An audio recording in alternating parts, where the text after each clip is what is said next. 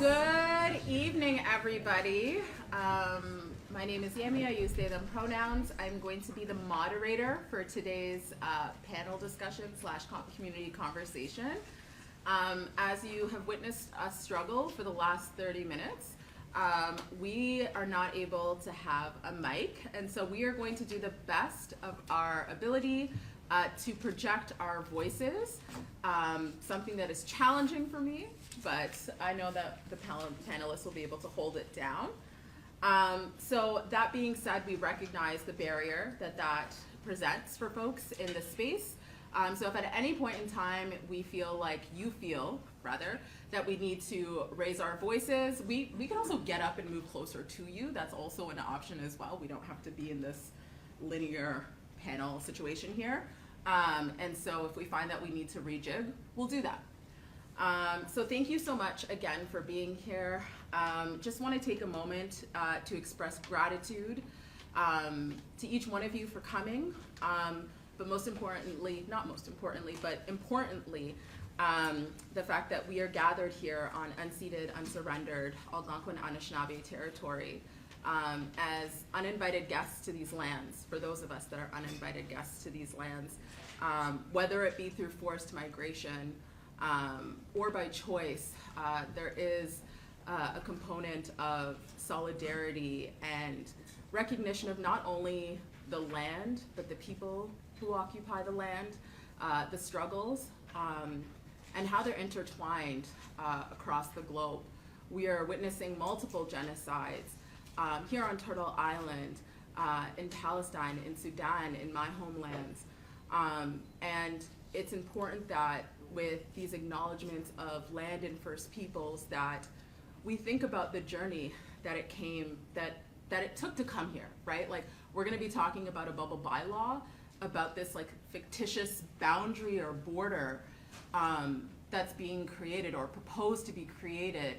And what does that mean? That one, it's happening on land that is stolen, and two, that we have a city council and we have people who believe that this is their fundamental right, which is wild. And so I hope that as we move through the conversations that we can think about that, you know, and be present with that, but also be present with one another. Because the struggles that we are in right now for liberation, they're not just ones of the head, they're one of the heart. And if we cannot show compassion and care to each other, this work is not, there's no depth to it, right? We have to care for each other. And that could be something that is really and deeply challenging to do, especially in moments like this. But that is why it is like even more important to do that. And so I express gratitude to each one of you and the journeys that it took for you to get here. Albert, I know you're online, and you know, gratitude for the time that you're spending with us in this space, and gratitude to the panelists. This is a space of co-creation in terms of knowledge and wisdom. And so even though, again, we're up here, we know that there's wisdom in this space, and so we hope that you can bring that forward. And with that, I'll say ashe. Thank you. All right, so I have a script, y'all. So I probably should have also mentioned I'm a board member with Horizon Ottawa. And so I'm gonna read off here. For those of us who are gathered here this evening, those of us who are watching online, thank you again for being here.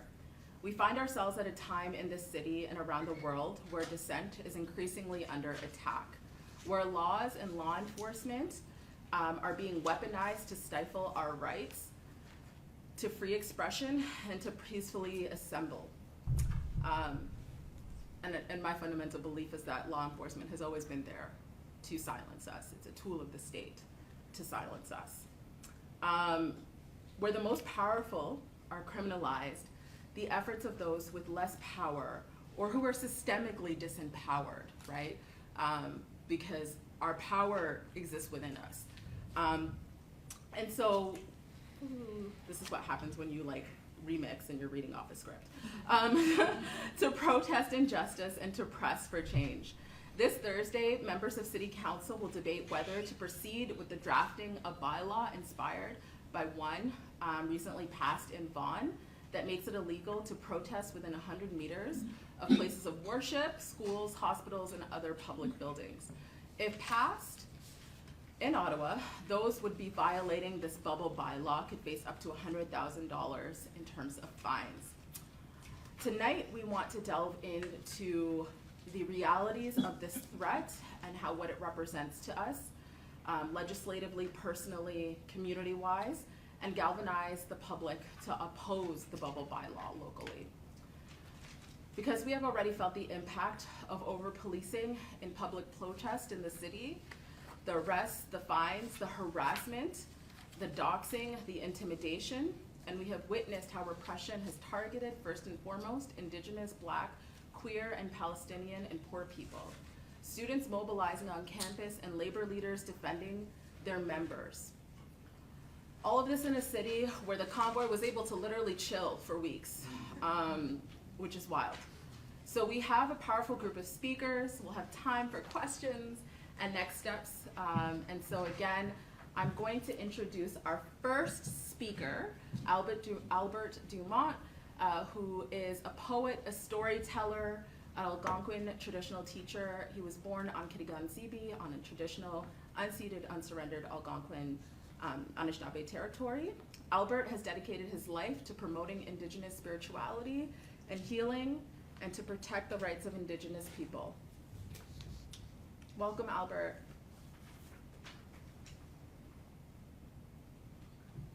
Miigwech for that introduction, and miigwech to my friends and to the organizers for inviting me to speak, because the right to dissent is really important to me, and I think it's important to anybody that believes in that human rights are something that's, to protect human rights is something that's natural and normal to do.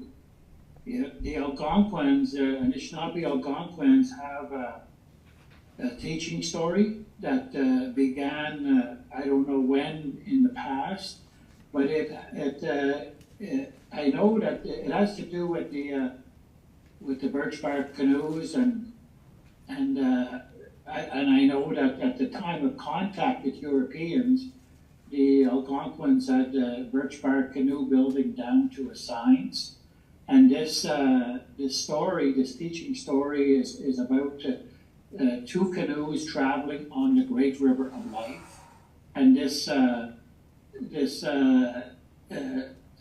origins of this story could be thousands of years old, because I don't know how long our people have been building canoes in the past. But so the story talks about two groups of people traveling in canoes on the Great River of Life, and in one canoe there's many people, but in that canoe there's only one person with a paddle.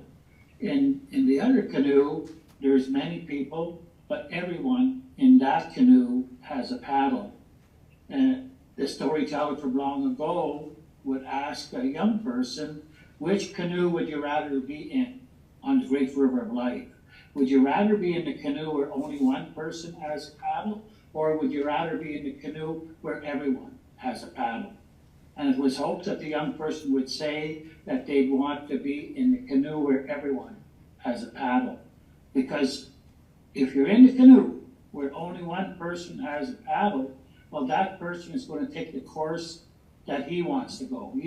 He's got the paddle, he could steer the canoe and go where he wants, and the people in that canoe have no say about it. But if you're in the other canoe and you have a paddle, well, that paddle is your voice. It's your right to dissent. It's your right to protest. And if you don't think the canoe is going to a safe place or a place of good health, you have a right to speak up and you will be heard. The canoe will stop moving on the Great River of Life until all the people decide the course. Not just one person is going to decide. Everybody will decide.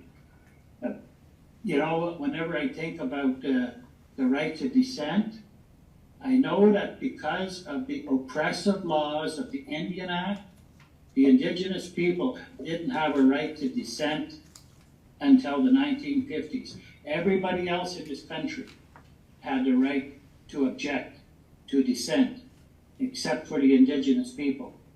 It was into the 1950s before that act changed in the Indian Act. That part of the Indian Act changed, but this bubble bylaw now, it smells to me like the Indian Act. It's something from the Indian Act. It's oppressive, and it's not just against Indigenous people, but it's against anyone who cannot be bought. It's against anyone who has kindness in their hearts for other human beings.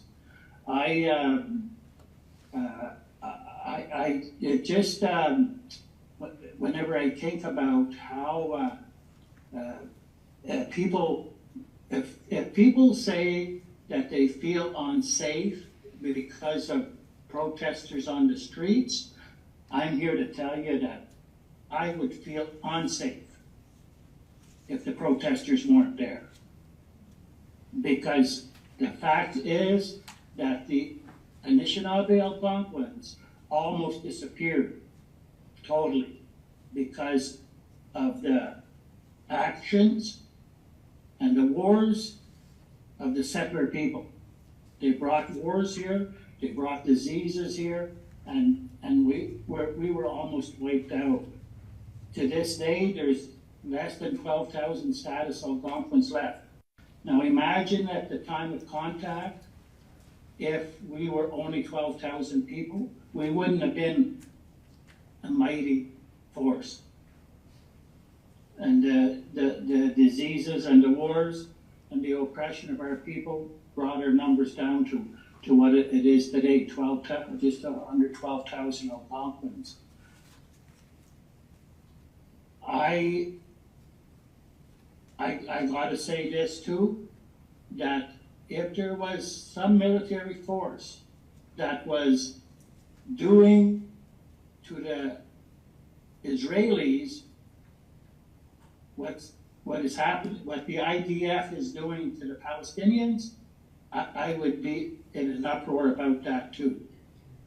But the fact is that it's happening to Palestinians, innocent children, babies are being blown apart, people are starving, there's no drinking water, there's no, they have nothing, no hospitals or anything like that.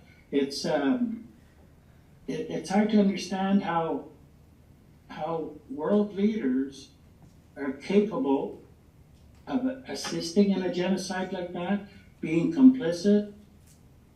And if the world leaders, like Canada is complicit, United States, Britain, all these countries are complicit, so whenever the world leaders are complicit and not objecting to a genocide, I gotta think that it's possible that the Algonquins will be on the receiving end of it at some point in the future. Because why not? That there's some vicious, cruel people on this planet, and they're in an elected office. Something is my mind cannot process it. My heart can't process it. My spirit can't. It's way above my understanding how people are just watching a genocide occur. And if it continues, there's going to be a all-out, full-blown Holocaust. There's going to be nobody left.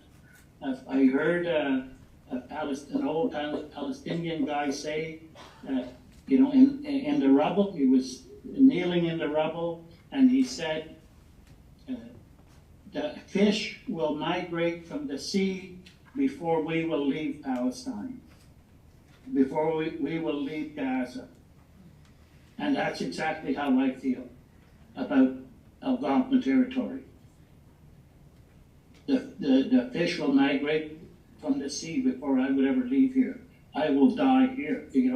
That's why the stolen land, that's why the Algonquins never fled to other neighboring territories. They would have rather died here and be killed off, or just die here in our territory before leaving. So I understand it about what those Palestinians say about they would rather die than leave their lands, or they're the traditional indigenous people there. You know, I've said it before that to me the Palestinians are the Algonquins of the Middle East. You know, wherever their lands is, because they've got so much in common with my people. So I just want to finish by reminding you, you know, that the protesters on the streets for human rights, makes me feel safe, and I would feel unsafe if you weren't there. And we need to pull out all the stops. If people, anybody that's okay with their right to dissent being violated, there's a word for those people. It's called sheep, because that's what they are, is sheep. Sheep are sheep are sheep. And we can't, we're not that. I'm a human rights activist, and I just finished by saying this. At the end of my life, I hope it will be said that Albert Dumont was a good human rights activist. That's the most important thing to me, because it's normal and natural to be a human rights activist, to care about other human beings wherever they are on this planet. And you know, the son of an Israeli IDF general, at the beginning of after October 7th, this young man said that you will never end aggression until you end oppression.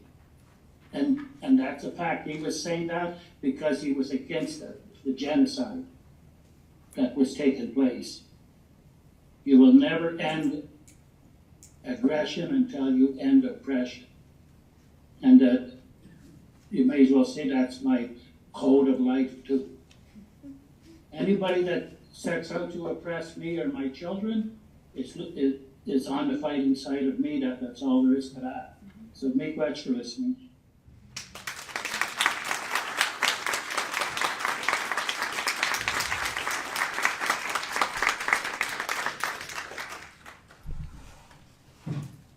Thank you so much for your words and for your wisdom, and for the stories that you shared. And we're I know you can see all the panelists here who also will be following your wisdom. So thank you, Albert.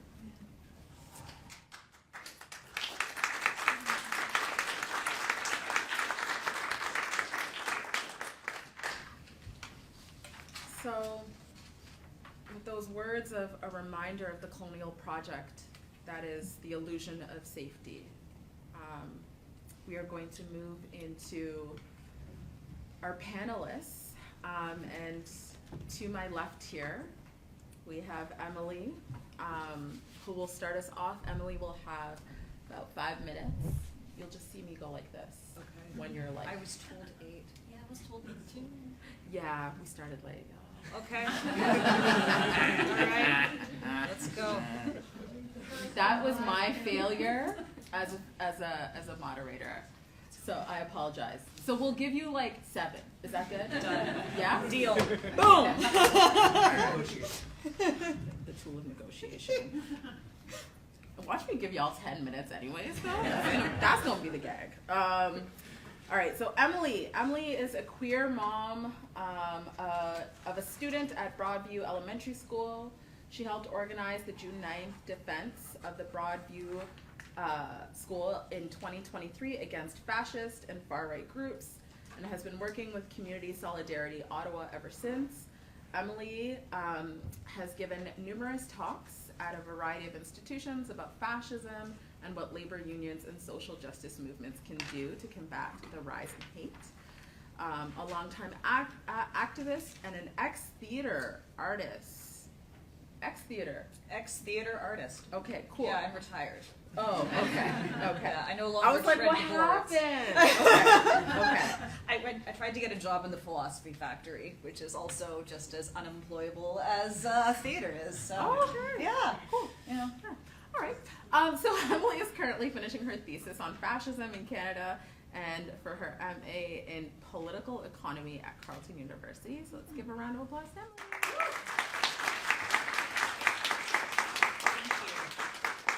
Thank you so much. I'm just going to get right into it. This issue hits quite literally very close to home. The examples that politicians like to use that are based in Ottawa to defend bringing about such a bubble bylaw or bubble law at any other level of government have all taken place on Broadview Avenue, which is in my neighborhood. So as mentioned, my oldest child is a student at Broadview Avenue Elementary School. And my neighborhood where we live and play and grocery shop is home to the daycare where we send my youngest child. And 4 protests have taken place on Broadview Avenue. 1 was outside of the JCC and the other 3 were outside of the schools. And the JCC is the Jewish Community Center on Broadview, just south of Carling. I disagree that such a law would keep us safe, having been at all 4 and organized 2 of those protests.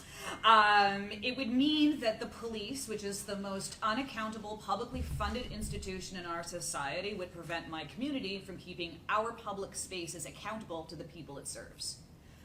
So I'm going to give you a little bit of brief history. So in 2023, under the banner of transphobic conspiracy theories, a bunch of fascists united and protested those 3 schools on Broadview Avenue. And I was told on that day, repeatedly by police, that those fascists had a right to walk down the street unimpeded. So in their own words, police were not there to police a protest. They policed us, the neighborhood, and defended a made-up right to walk down a street unimpeded, which is really funny to me given now that we're in construction season and no one has the right to walk unimpeded anywhere in this city. But on June 9th, 2023, they did. A bubble bylaw or a safe zone protest law as campaigned on by the newly elected Liberal federal government says nothing about fascists just walking up the street. But it would say something about me, a local parent. I'm also raising my 2 kids to stand up to authority when it inevitably harms those it pretends to protect. So what happens when they protest their schools, when an unfair rule gets rolled out about dress codes or a teacher who's not being held to account by the normal mechanisms? I really hope they would protest, and such a law would prevent my kids from doing what they have a right to do.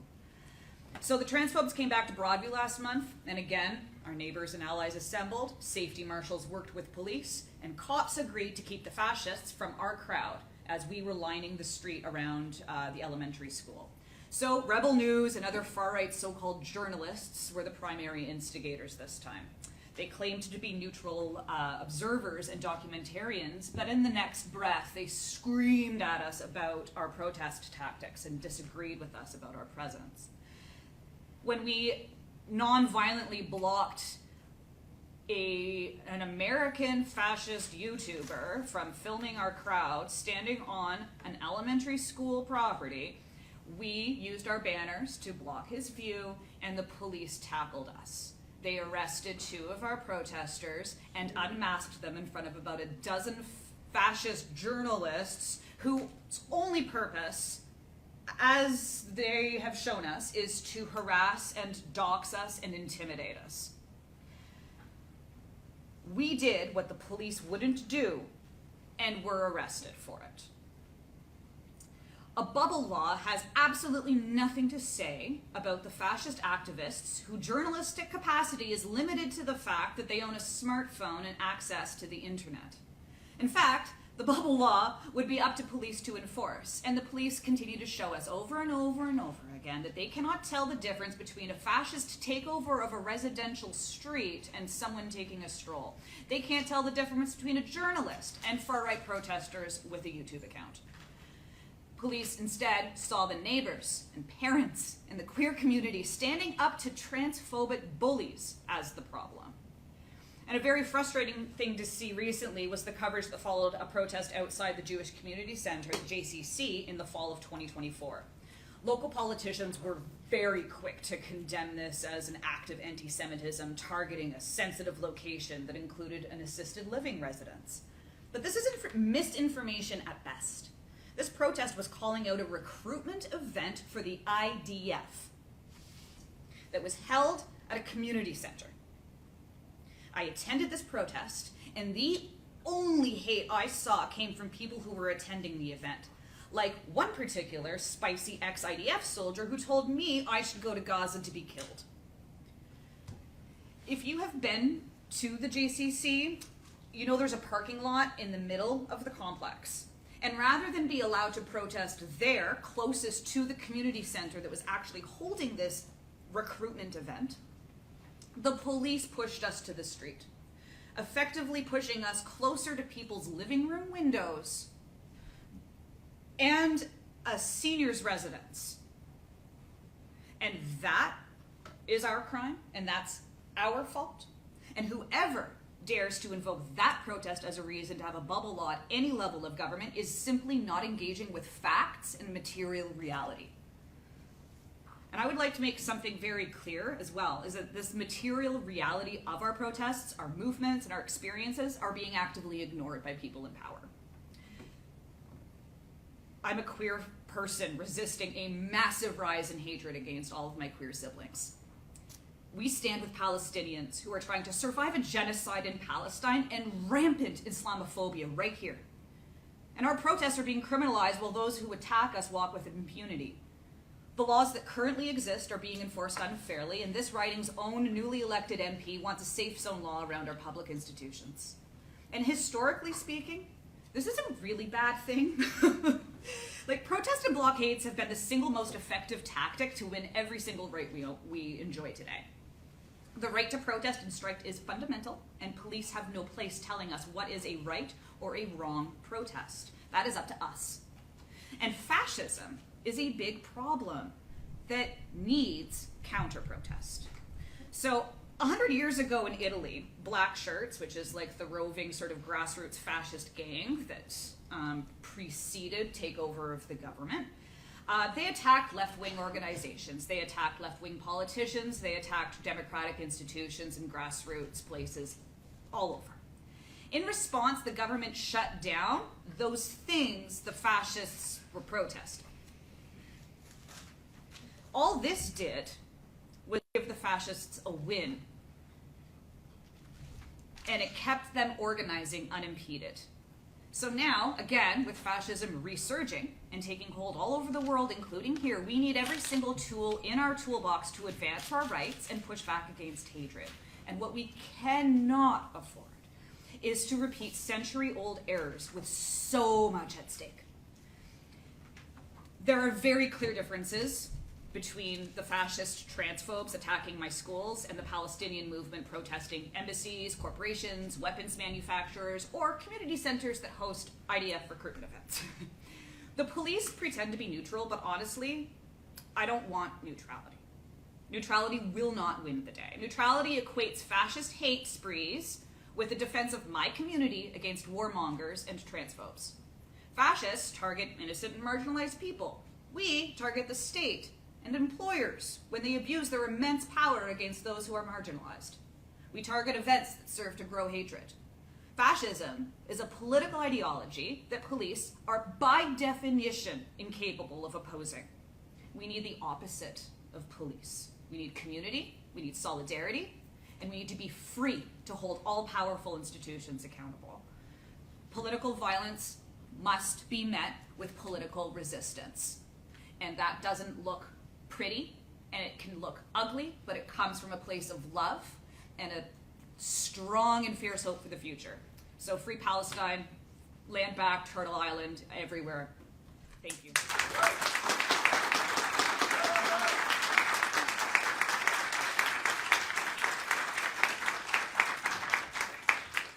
Thank you so much. Sorry, I have to project my voice now. Thank you so much, Emily. And just know that there will be time for questions once the panelists are done. So if there's anything that folks wanted to ask the panelists, we're going to let all of them go, and then there's an opportunity to pose questions. Yeah, you're all good for time. We're going to go over. Time's a colonial construct anyway, so we're good. All right, so who do I have next? Paul Champ.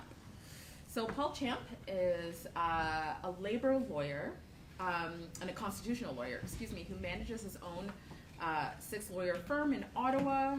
In addition to individuals and the trade union clients, he frequently acts as legal counsel for organizations such as Amnesty International, the BC Civil Liberties Association.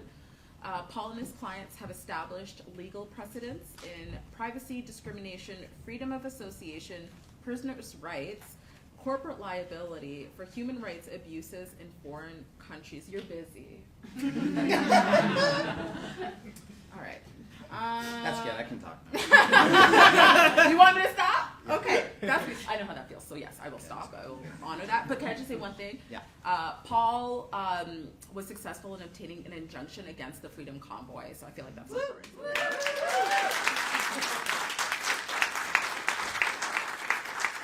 And is leading a class action lawsuit for harm caused to downtown Ottawa residents, businesses, and workers. So, Yes. Paul, take it away.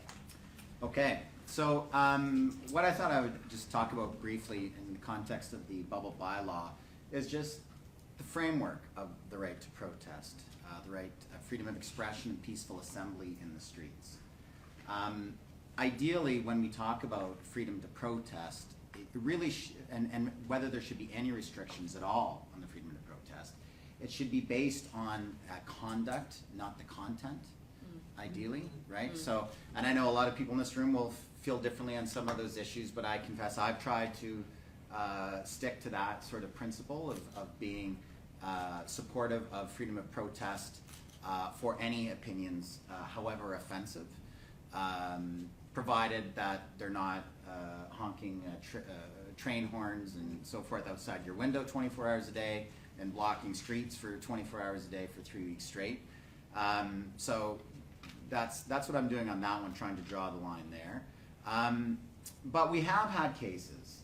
The history of bubble zones has to do with abortion clinics, right? Mm-hmm. As some of you are probably well aware, after the Supreme Court of Canada struck down abortion laws in Canada in 1987 in the Morgentaler case, there were a number of abortion clinics that opened in different parts of the country, in particular in Vancouver and Toronto, and they were met with vicious protests. Protests were set out outside those abortion clinics every single day. So duration is a factor when a protest becomes unreasonable, incidentally. And those protests were organized, the anti-abortionists, and every single day they were there. They were also doing extremely obstructive and even violent acts with respect to the women who were seeking health services. So they were creating things they called sidewalk counseling gauntlets, where they would all line up, and a woman, just to get to the door, they would line up the sidewalk. You had to walk through all these people for like 200 meters right to the door. There was serious vandalism at the clinics as well. And eventually it did start escalating to actual violence. One of the Toronto abortion clinics was firebombed, was like blown up, real firebomb, and an abortion services doctor in Vancouver was shot in his home. The other thing that these people were doing, they were taking photos of the women going in to get health services, and they were conspicuously taking photos of license plates and so forth. So it was really over the top, pervasive intimidation and violence of women seeking health services. And in that context, after that doctor was shot in Vancouver, the BC government introduced the Access to Health Abortion Services Act in 1994. We now have, to create bubble zones around clinics to protect women who are going there to create get health services. So that was a very special context, right, where the types of protests were hyper-aggressive every single day, violating human dignity, women trying to access health services. There was no way you could get around it if you needed those health services. And that law remains today. It was challenged a number of times. It's been held constitutional a number of times by the BC courts. We now have in Ontario a similar law, the Safe Access to Abortion Services Act, and a number of other provinces also have Safe Access to Abortion Services Act legislation. So that's the balance, right? Is when do protests become over the top? And when we look at what's been happening in Ottawa the last year and a half, what's sort of prompting these bylaws, the fake outrage over the pro-Palestinian protests is just outrageous, right? I mean, what the protesters are doing here is quintessential protest. They're marching for 3 hours on a Saturday on a route with a megaphone on a public street. And people are like, oh, well, I'm feeling unsafe. Oh, well, it's really loud with a megaphone. That's what a protest is. Let's be clear what the limits are. Protests aren't meant to be quiet. Protests are meant to make people feel uncomfortable. They're meant to make people feel inconvenienced, right? And you can take over the streets, right? The freedom of protest is enshrined in our Canadian Charter of Rights in Section 2. We don't have a right to protest. What we have is the freedom of expression. So that's that you have your voice, that you can politically express your voice. We have freedom of association, which amplifies your expression, where you're working with others, right? It's one thing to have your own voice, which is obviously important, but when you work with others in solidarity, you amplify that voice. And then we have freedom of peaceful assembly. Freedom of peaceful assembly. That means you can express yourself with people you've organized together in a place, in the street, because that's what it was about. That's why it's in the Charter of Rights and Freedoms, is so that you can go to those open public spaces. Our courts have said repeatedly, and for some reason the Ottawa Police has not got the memo on this, that the streets aren't just for cars. They're made for people walking in the streets.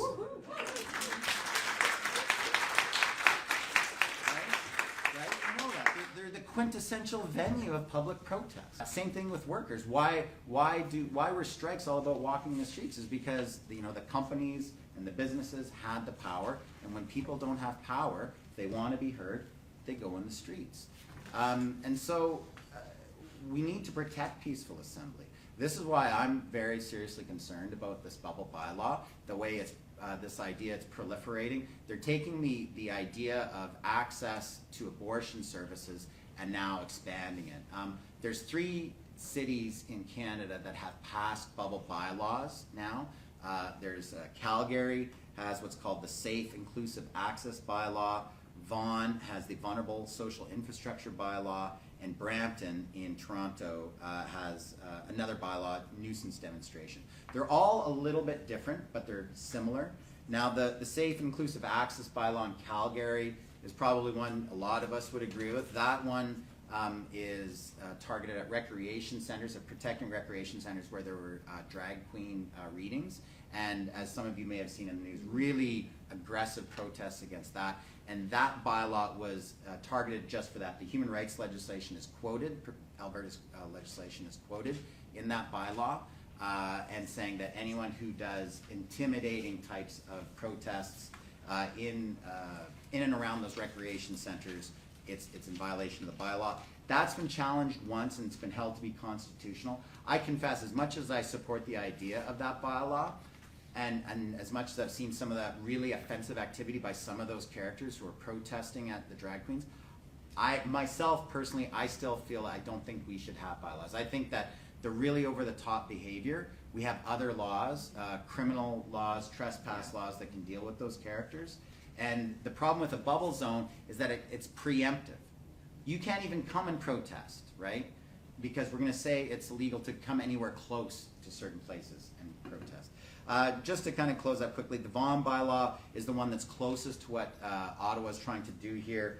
It's creating it, they say, around spaces like schools, community centers, and religious institutions, but it's 500 meters, so it's like half a kilometer. So basically you're covering off most of the city. You can't have what they call nuisance demonstration. And a nuisance demonstration is defined as something that is likely to cause a reasonable person to be intimidated, I'm not sure what that means.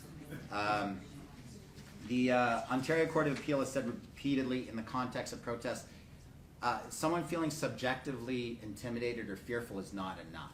There needs to actually be some kind of overt conduct that is actually threatening violence of some kind. Brampton is more narrow. It has the nuisance demonstrations, but it's just places of worship. So that's where you are right now. I think that the Vaughan and the Brampton bylaws will be struck down at some point if they're ever enforced. I really wish that Ottawa would drop this idea of bringing in a bubble bylaw. I wish that Ottawa would try to address the problem with differential policing, right? Mm-hmm. We went with no policing during the Freedom Convoy to over-policing now, where we have like a PSAC leader, Alex Silas, was arrested for speaking at a strike. Like, again, like, this is why, literally, this is why the Charter of Rights and Freedoms has those languages about protecting the rights of workers to strike. And now we have like a union leader arrested for using a megaphone in the street. That like it's axiomatic. That's what those rights were about. So, anyways, I've got concerns about the bubble bylaw. I've expressed it to some of the city councillors and the mayor, and I continue to work with all of you great people to hopefully stop Ottawa from introducing this bylaw. There's other ways we can address those issues.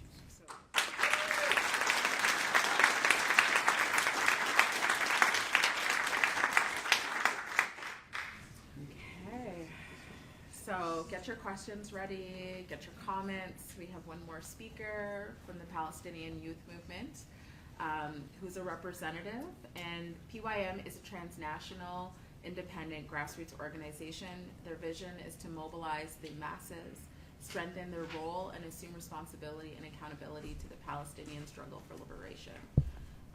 They take on a variety of work, from protests to cultural and communal events to educational teach-ins. So, round of applause.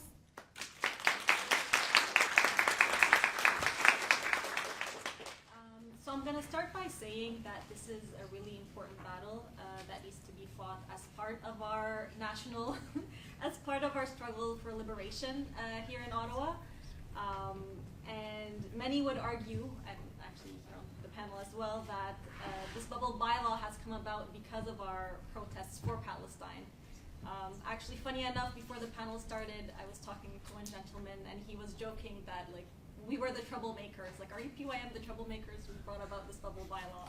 Anyways, I thought it was fun. So, you know, some people here might not understand exactly what the connection is, or why, or what the relation is between the bubble bylaw and the Palestinian protests.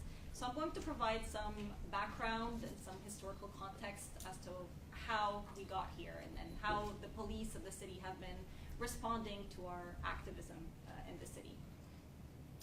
So from October 2023, in collaboration with other local Palestinian organizations here in Ottawa, we've been organizing weekly marches for Palestine to demand a two-way arms embargo, a permanent ceasefire, and really just an end to the genocide. And from the get-go, it was clear that we were seen as a threat. Our marches were over-policed, with public order units being deployed week after week, despite the fact that all of our marches ended with little to no incident. People noticed the double standard, because a lot of us have participated in other actions and in so again, what can I say here other than, like, there's a clear double standard here. But anyways, eventually bylaw stopped, and that was kind of the end of that chapter. So moving on to chapter 2, things went back to kind of a relative normal. We had our weekly marches, again, little to no incidents.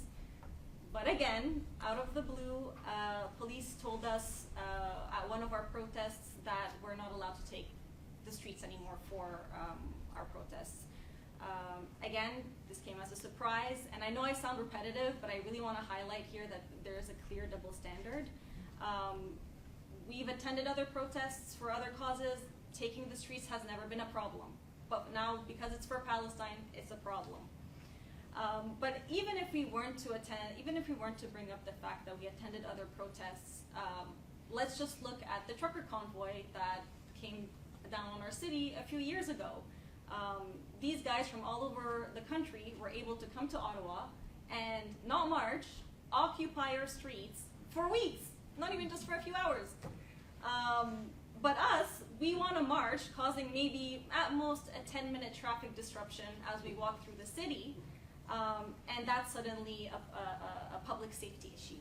You know, that's suddenly a big problem for everybody involved. Now, as this round of crackdown was happening, this is when the city began discussing the potential introduction of a bubble bylaw. And this came suspiciously close and eerily close after a protest was held to denounce the recruitment of volunteers for the Israeli army, which was mentioned previously, which happened to happen in a synagogue. So with the introduction of a bubble bylaw, we would not be able to protest these initiatives that further, encourage the genocide that we're seeing in Gaza. We would no longer be able to demand answers from elected politicians about their support for genocide if they were if they happen to be in one of these protected spaces. I mean, we just got out of an election period now, and many of the candidates were having political debates in these spaces. They were having them in churches, they were having them in community centers, they were having them in schools. So we are effectively barred, like during these events, from publicly questioning our politicians about their policies in Gaza. And finally, and I think most obviously, we would also no longer be able to just simply march in our streets. If you take a look at a map of Ottawa, you will see that a majority of the roads have religious buildings on them, schools, and whatever else the bubble bylaw deems to be a community space. Oh yeah, there we go, there's a map. Yeah, so anything that's deemed that they suddenly decide would be a community space, we wouldn't be able to get nowhere near it. And this, which brings me to my next and final point, which is the vagueness of the language used in this bubble bylaw. The terms community spaces and vulnerable infrastructure can include anything they want. I mean, now they can include, churches and hospitals and schools, but who knows down the line, they might extend that to even more areas and even more locations. And ultimately, this can be weaponized against us to shut down our protests. So while it might just start with a few places, which already restrict our movement, it can quickly grow into a long list of places that essentially make it impossible for us to protest Zionist crimes. So this is why I started out by saying that a bubble bylaw is, this bubble bylaw situation is a crucial battle for us to fight. Our very ability to speak out, to disrupt, and to bring attention to the genocide will just be shackled by this law. And yeah, we really must act now to stop it in its tracks and do whatever we can. And that's it.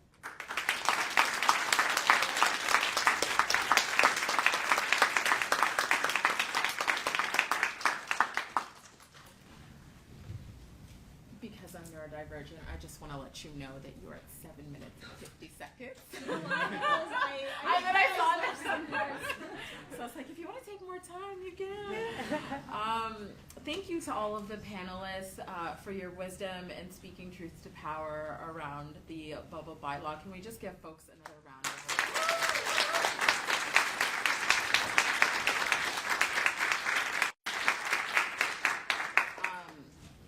I'd be remiss without noting that surveillance is something that we're always conscious of in this space, and when we have these conversations.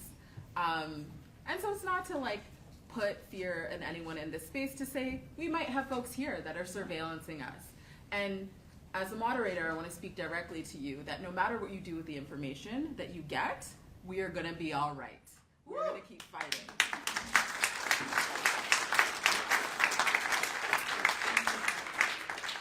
Movements have taught us sometimes it's our own, right? Yeah. And so just want to flag that. And with that note, it's question time.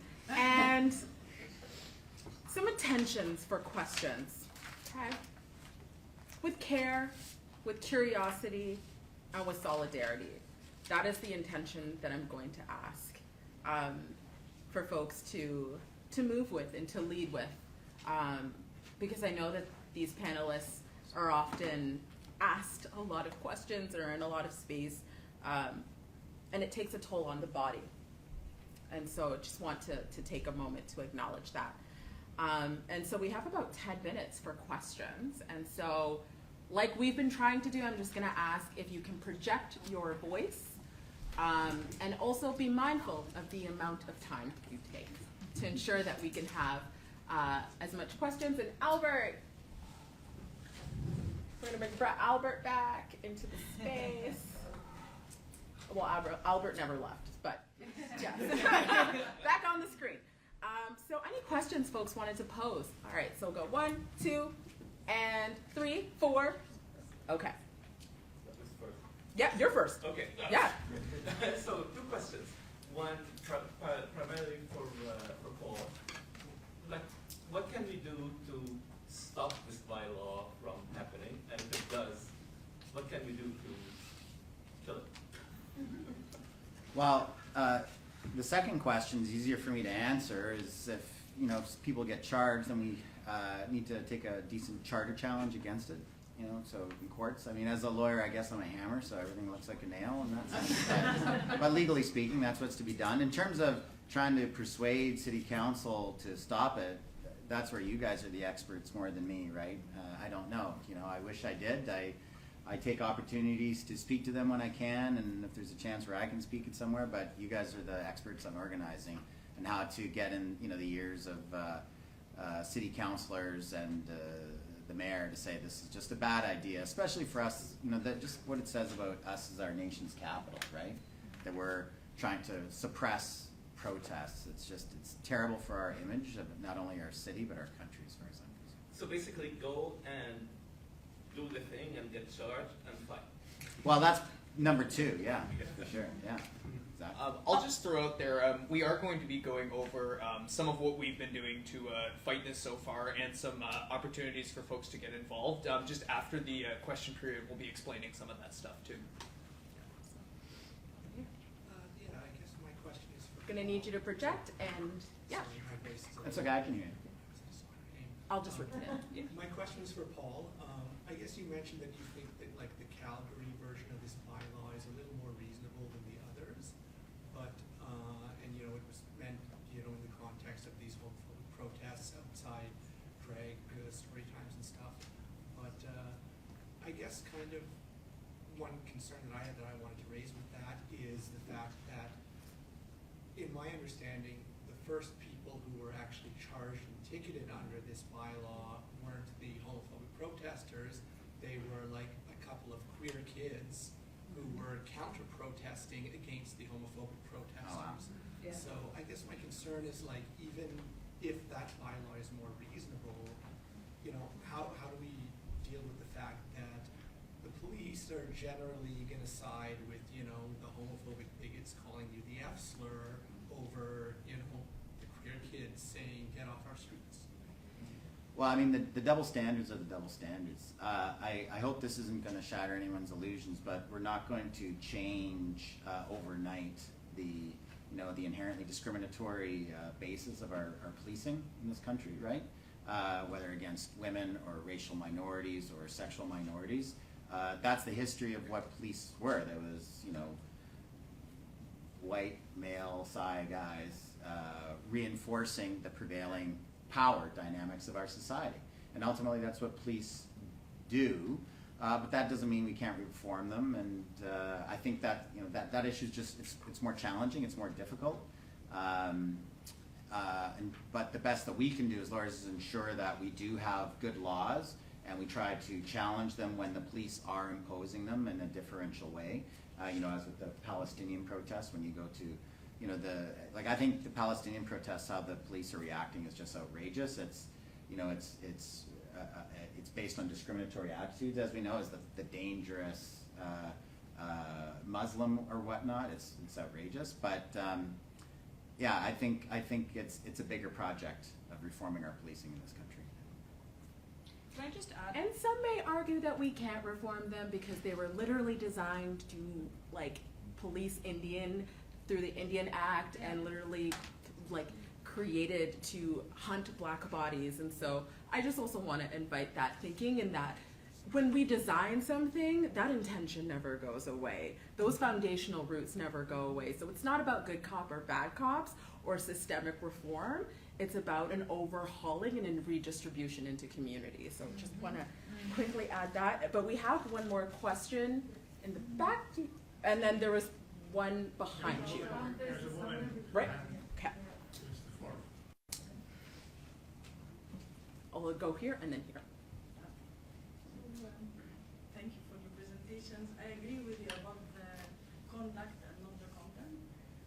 I was thinking, like, I'm taking it maybe a bit too much, but like working on two parallel lines, like killing this bubble, but also doing something to like killing this bubble so that you don't turn around and you're starting another bubble. And then, is there something to do or limit their also the subjectivity? Like on one of the protests, it was hilarious, you know, like we'd walk one section on the street, then you can't walk on the street, then you go up the pedestrian lanes, and we'd go up and then say, oh, now there's no place, you can go back on the street. It was like amazing, yeah, it was crazy.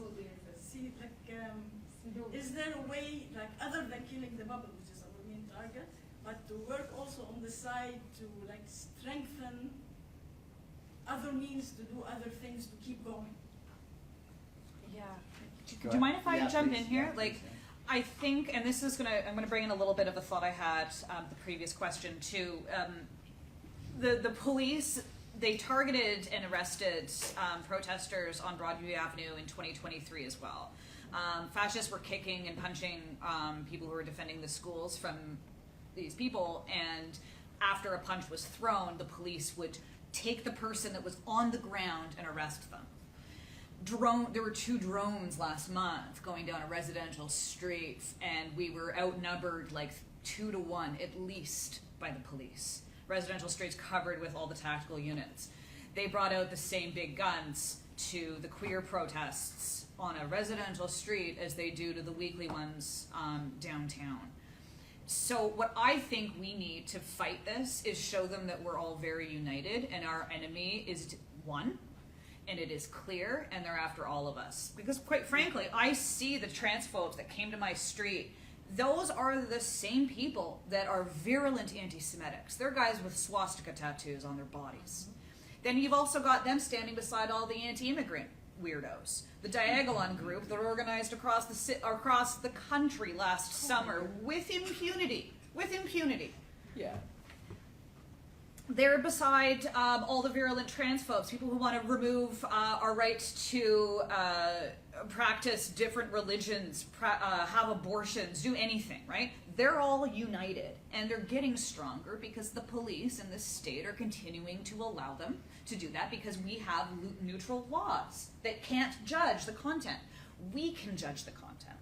We can gather in vast numbers and continue to show each other and people who might be too afraid to come out to the street that, oh, in fact, we do say we can take a stand and we can be bold. Because quite frankly, not all laws are good, right? And you don't know that until it's tested. And it's tested on the most marginalized until we all rise up and fight back.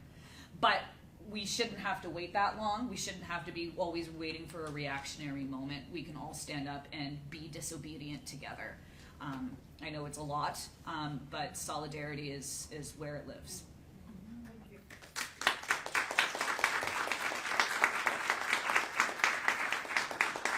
Albert, I'm gonna move to you to see if you wanted to respond to any of the questions that are being asked, or share any thoughts before we go to the last question, or second last question, I should say.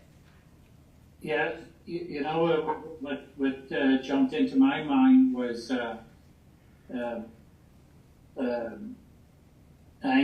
Charlie Angus, as he's internationally known now because he's been on the Midas network, and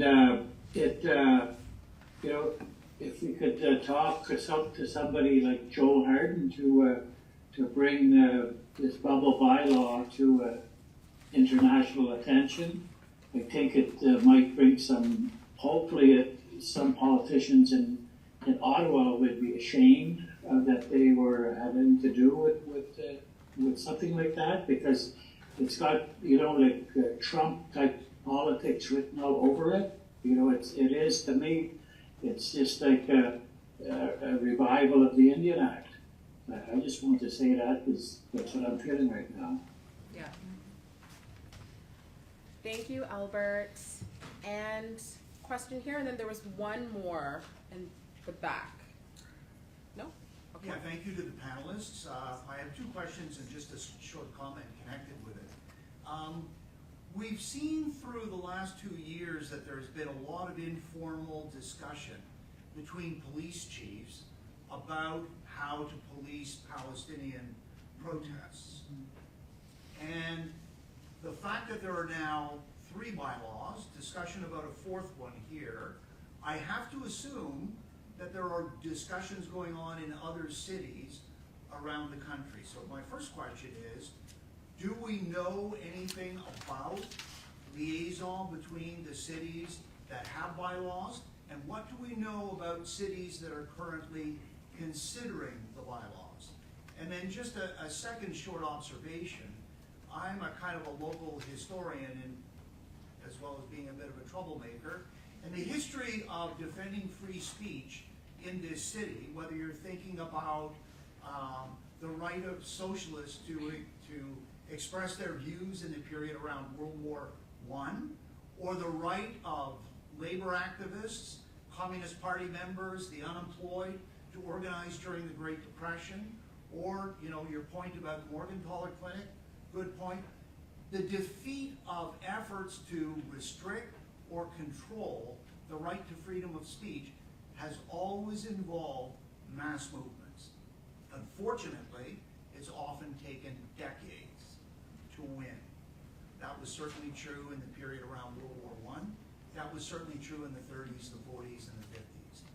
I hope it's not going to be the case this time, but part of what we need to know is how well organized and networked our opposition is, and that will tell us something about the kind of strategy that we need in the longer term.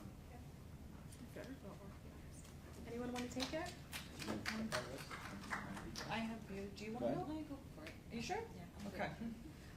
Well, we know that the Maple, I think it was, did a little investigation a while ago about the Ontario prosecutors kind of being in cahoots and advising police, so that'd be one example there.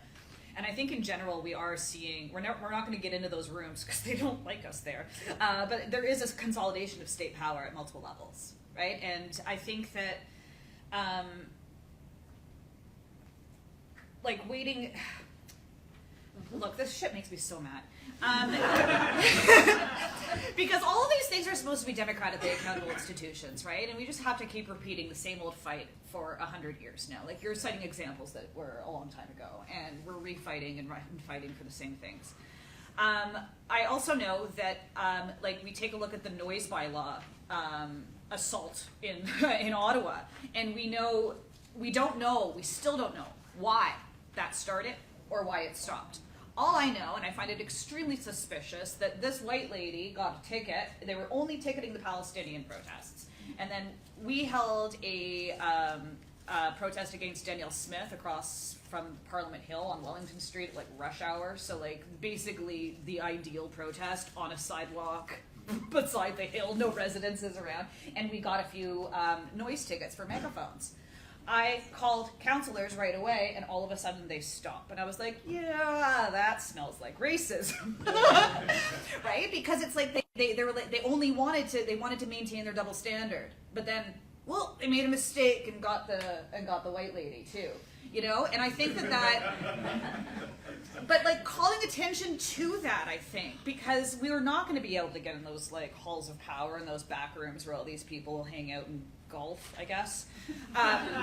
But what we can do is call out the effects for exactly what they are. We're not stupid. They've been doing this for hundreds of years, right? And so have we been doing this for hundreds of years. So we can just say, like, look, you're obviously in cahoots. Stop it. That also speaks to the need for like more white people and more non-marginalized folks to throw their bodies on the front lines, because yeah, they'll get a fine, but they also probably might know a city councilor or a lawyer or someone with some power that can make those phone calls to start making a little bit of change. Because you're right, we can't undo the systemic overnight, but we can certainly mitigate some of the harms towards dismantling it all for a better world.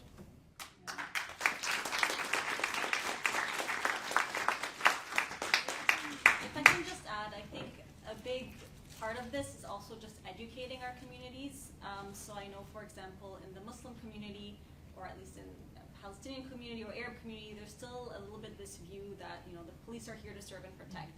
And so it's been a long and hard kind of struggle to kind of unlearn that, or help them unlearn that. Also, with the bubble bylaw specifically, I know that there are some Muslim communities and some Muslim organizations who actually defend the bubble bylaw because they see it as a way to protect mosques. You know, they've kind of bought into that illusion, and it's kind of, and that's why I find the bubble bylaw so insidious, because it hides behind this veil of like, this is for safety, this is for protection, particularly for marginalized communities. So I personally think a big component of this is educating like whoever's around you. Well, I think it's pretty overt. There is a lot of organizing that's going on the other side, like the different chiefs of police. There's Canadian Lawyers Against Anti-Semitism, so you know, B'nai B'rith or whatnot. They're pretty open that they're lobbying city councils and mayors and police. And I tell you, if they pass this bylaw, if I had anything to do with challenging it, I'd be subpoenaing like records from City Hall about you know, who's getting emails from whom throughout that whole period, including in particular during the time when all of a sudden they start giving tickets for megaphones on the street. Like, and I'm sure that there is, it can be exposed that there's a political backdrop. But just on the history thing, I gotta say, I'm sure if you're aware, one of the favorite cases I ever did was a challenge to get the RCMP records for their surveillance of Tommy Douglas. Right? They surveilled Tommy Douglas from the 1930s when Tommy was speaking in meetings like this about why we should have old age security and Canada Pension Employment Insurance, and the RCMP were hiding out in the back taking notes. And I had to do a case like about 10 years ago to try to unredact those notes. Like 60 years later, they're still trying to keep that stuff secret, and they followed him for years. So when you're doing good work, there's probably a cop in the back of the room.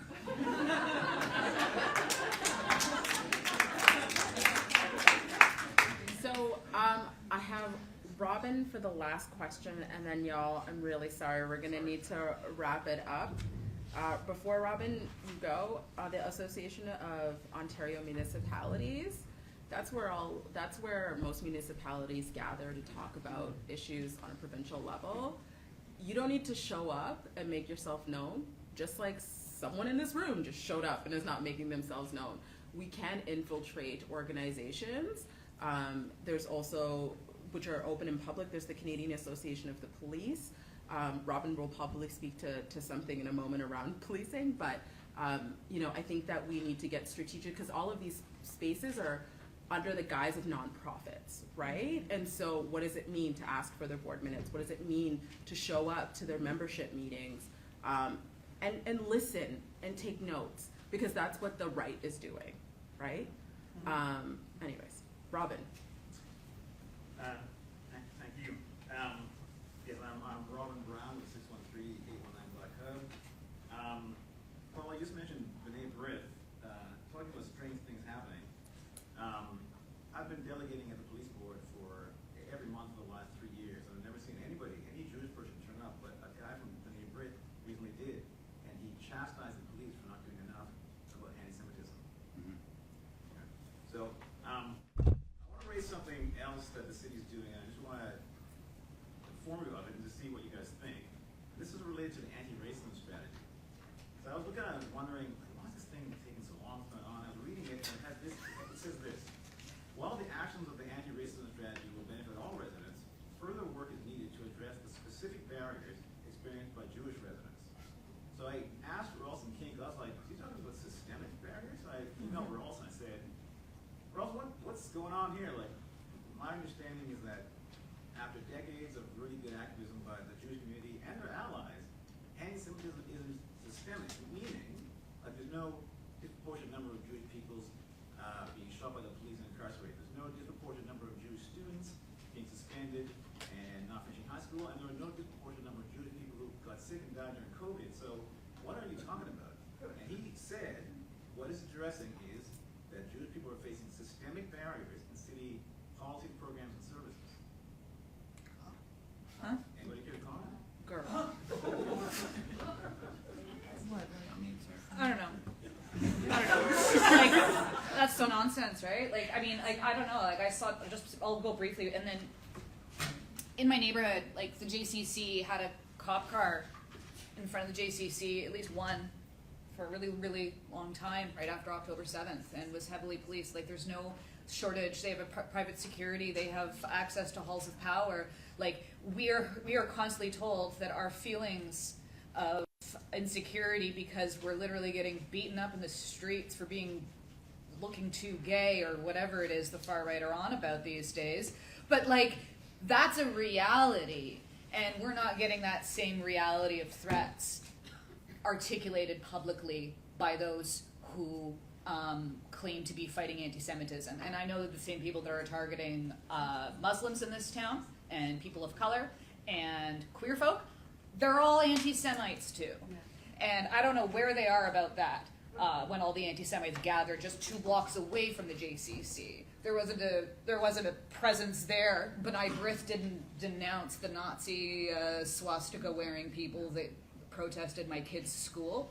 Like, this is it's a fake thing. Of course, anti-Semitism is on the rise, but it's not at a systemic level. It's grassroots from the local neo-Nazis that are allowed to gather with impunity. Yeah. Thank you. Maybe folks want to go? No, I mean, I think, Paul, you said it really well earlier when you were saying that, you know, these are the same people who are who are not going out to protests because they have connections to people in power. So I don't really understand. I wish I had a recorder. I would just play that back. Yeah. But yeah, I don't really see it. So you will have an opportunity to connect with the panelists once the event is done. If we can just give folks another round of applause. Albert, thank you for staying online. I'm going to invite Lizzie up to share some information about next steps. Yeah, so who is ready to take action? Can I get around a hand? Thank you. So I just want to go over really briefly some of the work that we've already done and the work that is yet to be done.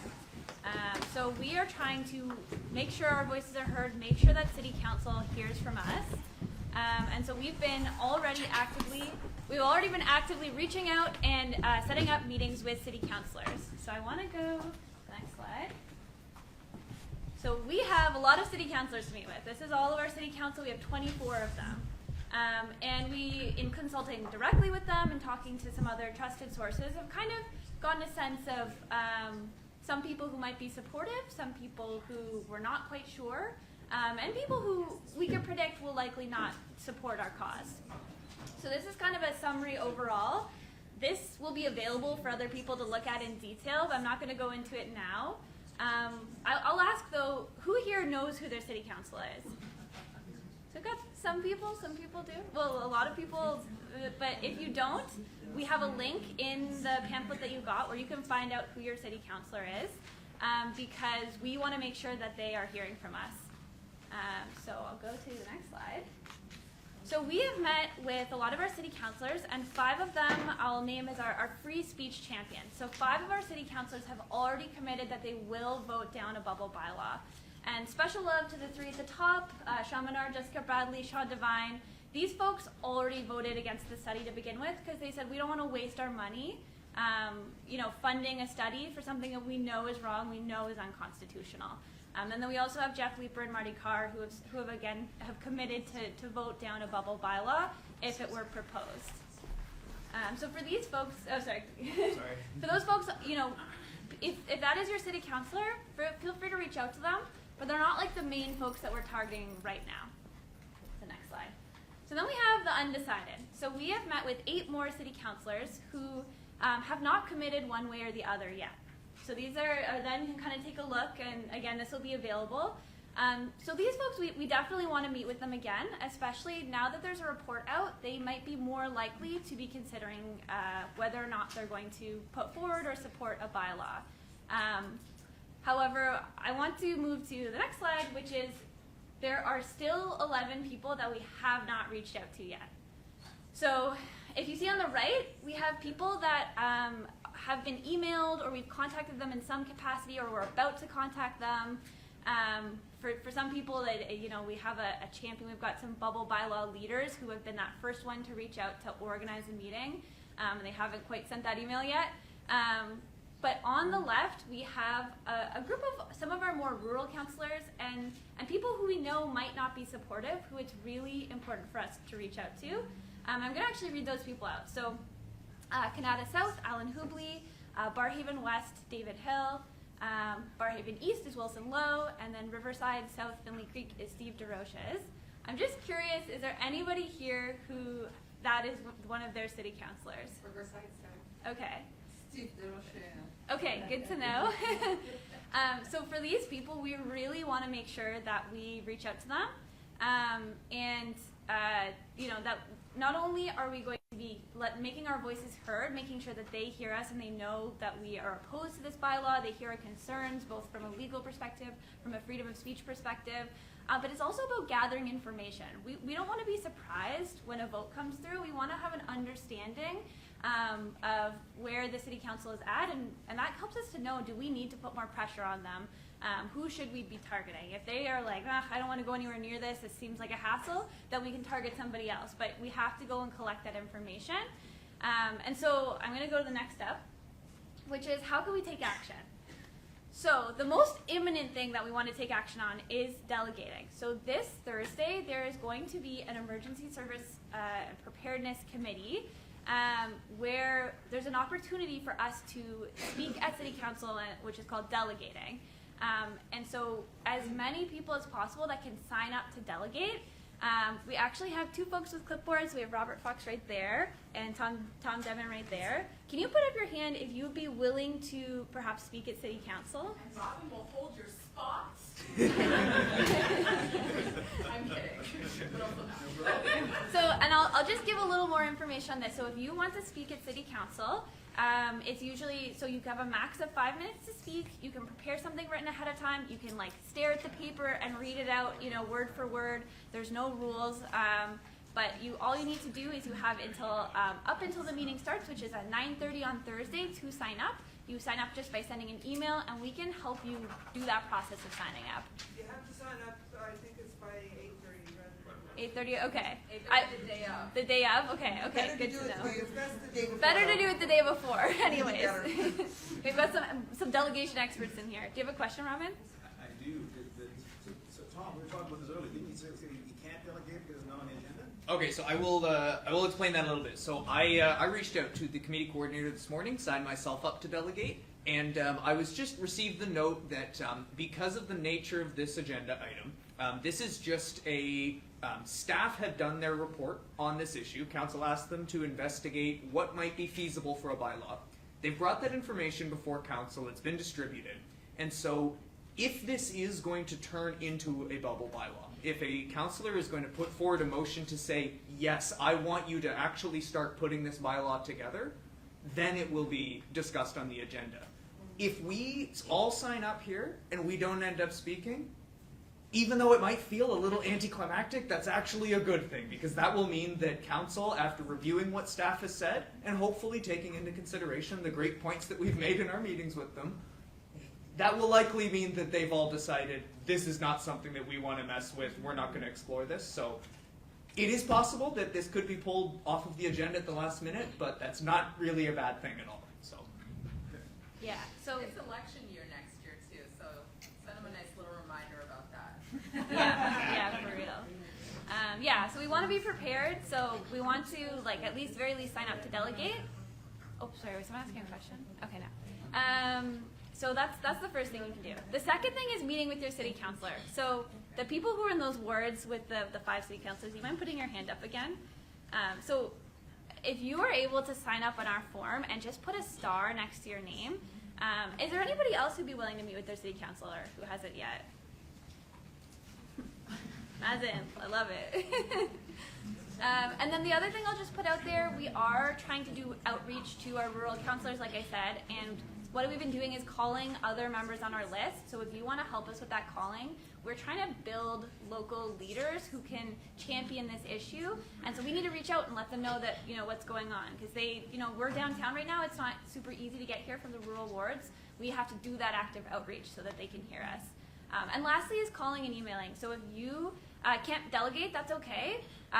There is a link with a list of all of the city councilors. Call up your city councilor and leave them one last voice message, or maybe they'll pick up and you'll have a conversation, so that that's fresh in mind for them as they're going into the Thursday meeting when this might be proposed. Or you can send them an email, handwritten, or like you know, personal email is usually best. So those are our four actions. Okay, and before we all, we got one question here. Yeah, go ahead. Is there any action that is useful to be taken with the mayor?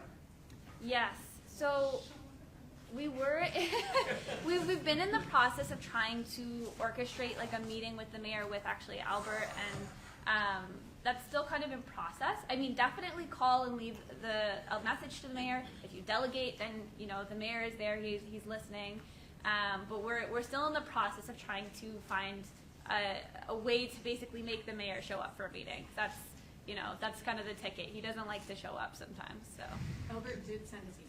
Oh, so great. the first email, I mean, there should be follow-up probably now, but yes. That's great. That's good news. So, anyways, Albert did send his email to the mayor asking. Yeah. My understanding is that the mayor has a certain amount of power with the council. Yeah. So that the councilors, I mean, that's what my councilor told me, is that, you know, just the mayor is filtering out to a lot of these people who we're not gonna reach. So I mean, emails with the mayor, I suppose, but yeah, a meeting with Albert would be great. yeah. Awesome. Alrighty. Well, thank you so much, everyone, for coming. And I think, Albert, if you're willing and able to kind of close us out here, I hear you're quite good at delivering that sort of thing. Miigwech, I want to say to the good spirit of Manitoba, how grateful we are for everything that went well this evening. We're grateful for everything that was shared. We're grateful for everything that was learned. And we ask you now, good spirit, to watch over us until we arrive to that place where we will sleep tonight. We ask that whenever we arrive there, that we fill that space with love, health, and joy. Miigwech, I want to thank everyone for the kindness in their hearts and for their energy and their determination to fight against injustice and such things as the right to dissent, which to me is if the citizens of this country were to lose that right, we may as well pack it in and just become I don't know what kind of society would it be? It's not one I'd want to raise my children or my grandchildren in, that's for sure. So good night, everybody. Miigwech.